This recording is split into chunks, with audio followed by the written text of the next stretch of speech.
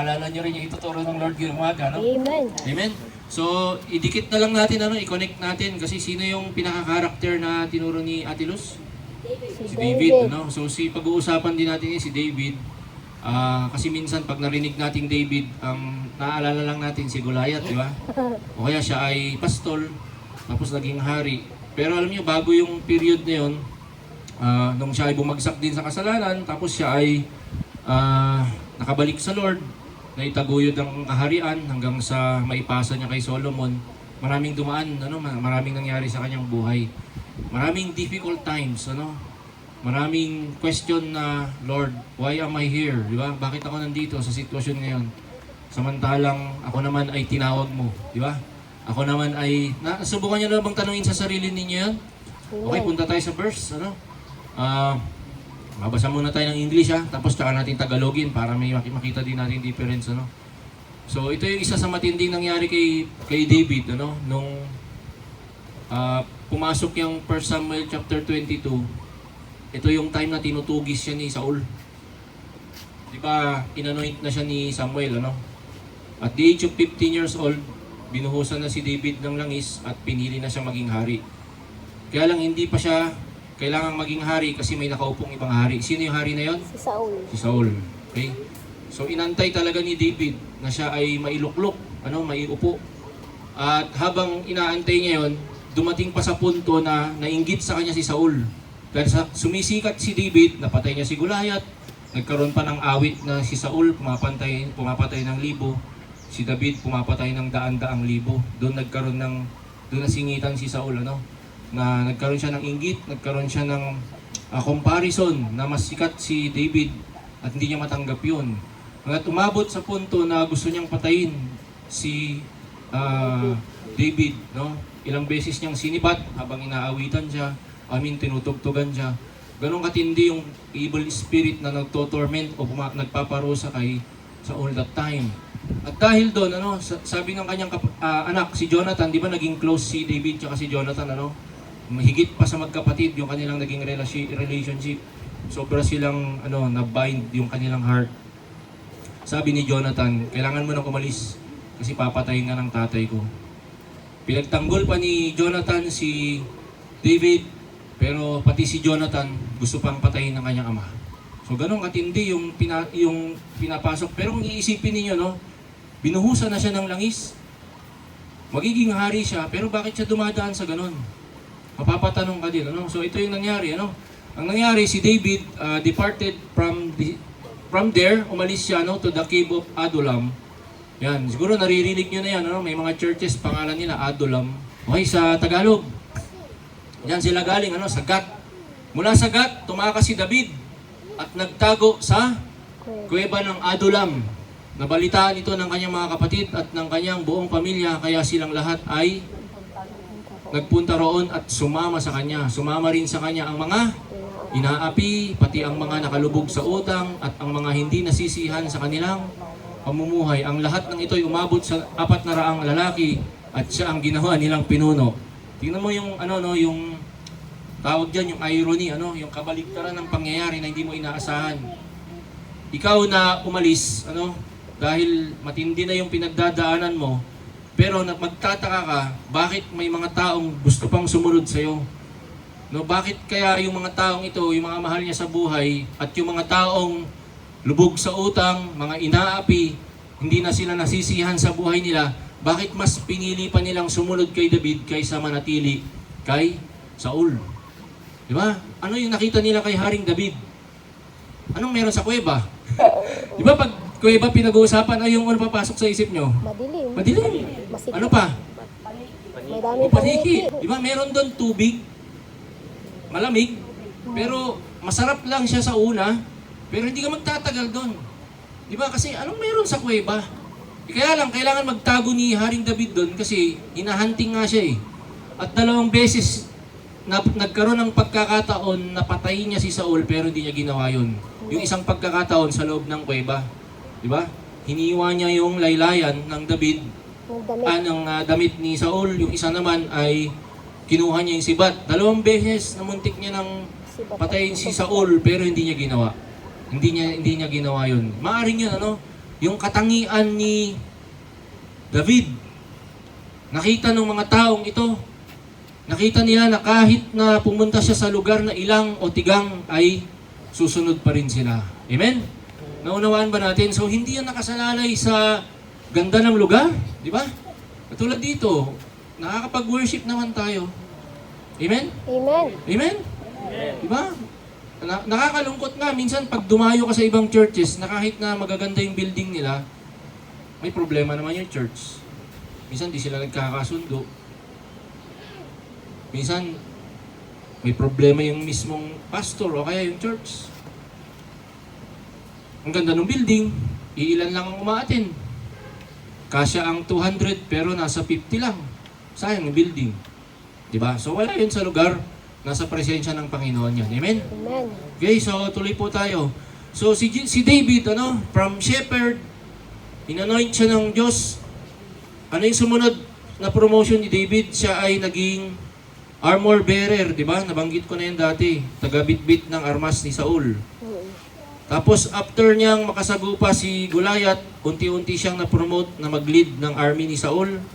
Kaya lang nung time na yon, napaangat na yung kanyang, kumbaga, karir, Kaya minsan, di ba, kagandahan ng karir mo, kagandahan ng negosyo mo, biglang nagkakaroon ng problema, suliranin.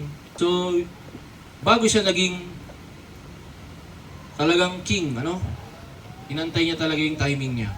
Okay, so, merong number 1, punta na tayo sa unang puntos. Chasing and persecution to escape for a reason. Minsan kasi, bakit kaya nangyari ito? Bakit kaya ako hinahabol ng problema? Di ba? Baka may tinuturo din ng Diyos sa atin.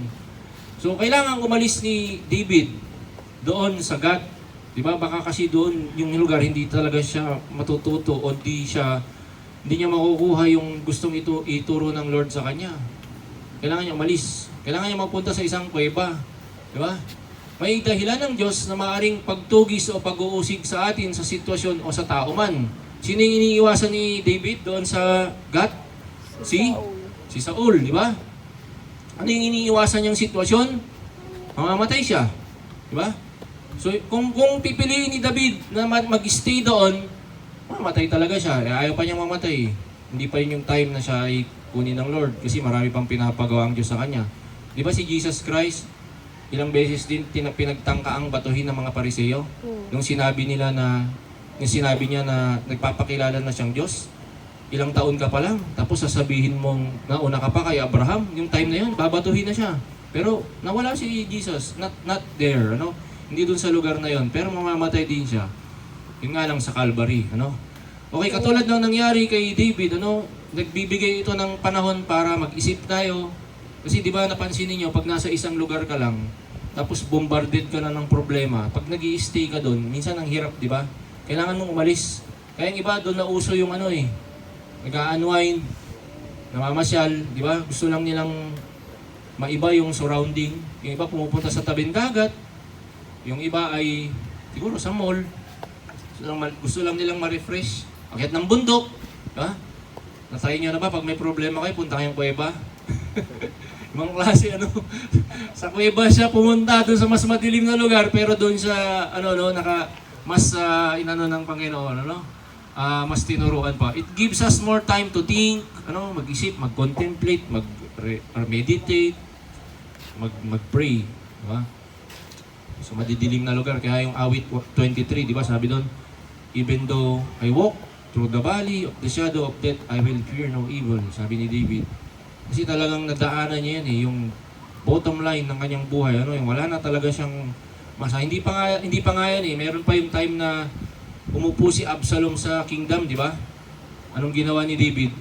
Iniwan niya yung kanyang kaharian. At sinundan pa rin siya ng kanyang mga tauhan, Okay, so tuloy tayo, mga kapatid. Jesus Christ, di ba? Sa Luke chapter 4 verses 18 to 19. Why?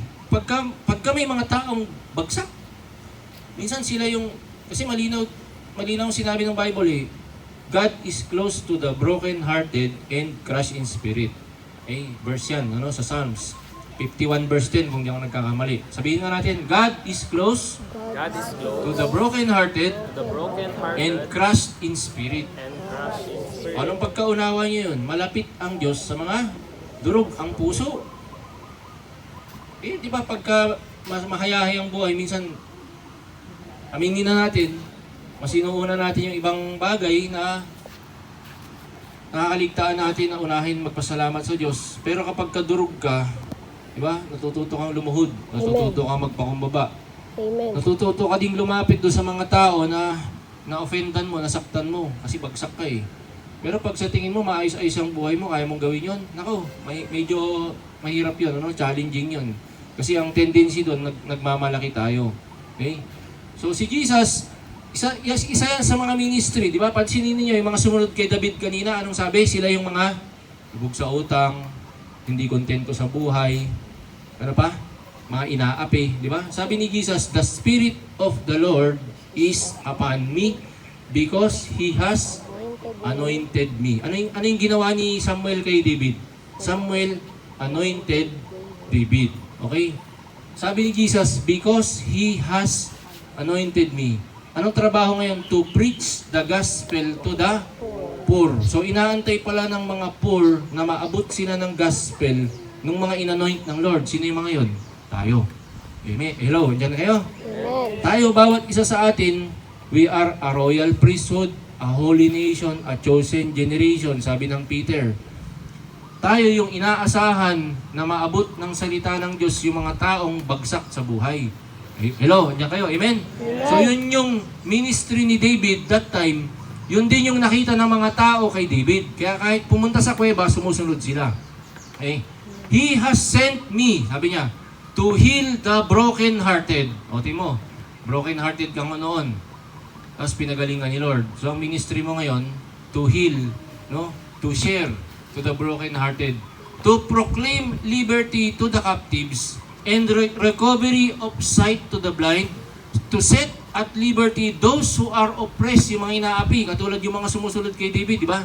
Mga api, mga lubog sa utang, di ba? Eh anong pwede kong ibigay sa kanila, Pastor? Wala rin naman akong pera. Eh di bahagi mo yung kakontentuhan, yung kagalakan na mayroon Amen. sa'yo na mula sa kanino? Sa banal na Espiritu. Pag hindi nakuha ng mga tao yon, hindi sila makaka-recover. Hello? Naranasan nyo na. Di ba? Pag may problema, lalo sa pera, lalapit sa'yo. Pag sinabi mo wala kang pera, anong gagawin? Iiwanan ka. Di ba? Pero kapag nabahaginan mo ng Word of God na ipaunawa mo si Jesus Christ, kahit bagsak pa yan sa utang, nauunawaan yan unti-unti at pinagpe-pray mo, maya-maya magugulat ka, next na Bible study, nandun na naman. Pero pag ang habol niya lang talaga pera, hindi na babalik. Naunawaan po natin mga kapatid. Yun yung dahilan kaya sumusunod sila kay David. Sabi nila, hindi na ito eh, hindi ito yung, alam mo namin, pinili ito. Hindi man siya ang hari ngayon, pero pinili siya ng Diyos. Naniniwala kami, kapag sumunod kami dito, darating ang araw, may mangyayari sa buhay namin. Amen? Amen.